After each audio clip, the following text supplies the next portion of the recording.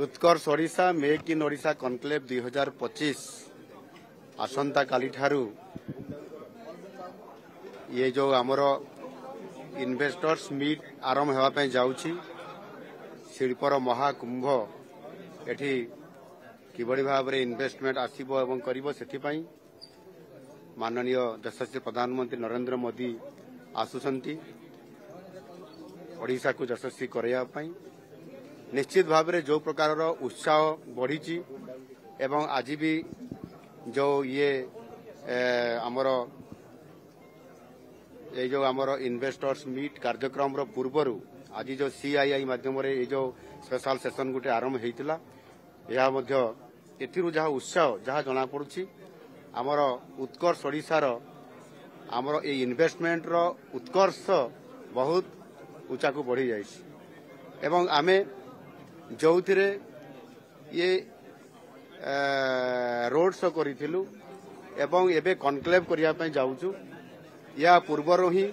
पाखापाखि 3 लाख कोटी टंकार मध्य अनुमोदन आमे एचएलसी माध्यम रे करि सारिछु ये भी गोटे प्रमाण जे ओडिशा रे इन्वेस्टमेंट आज बहुत बढ़ुछि मु आशा करी निश्चित भाव में जो प्रकार उत्साह अच्छी विदेशरू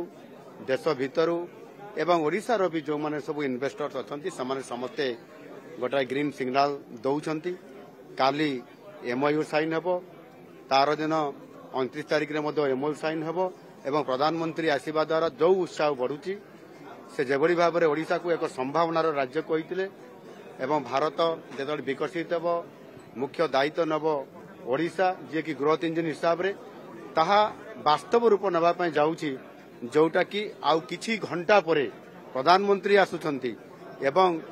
उत्कर्ष ओडिशा को से संपूर्ण भाव में यशस्वी करने सफल रूपायन करने निश्चित भाव में जो आम 5 लाख कोटी टंकार गोटे आशा रखिलु ताहार 3 गुणारू अधिक एटी इन्वेस्टमेंट हवापाई समस्त भितर प्रतियोगिता चली समस्ते ओडिशा को एक मुख्य इंडस्ट्रियल हब हिसाब रे जो आज देखापी जो गोटे आज परिवेश तैयारी होउची से परिवेश रे समस्ते सामिल होगा चाहते निश्चित भाव में ओडिशा ये जो शिल्पर हब होगापी जाऊँगी एथिरे शिल्पर विप्लव तैयारी हेबो ये प्रकार दृढ़ आशा अछि।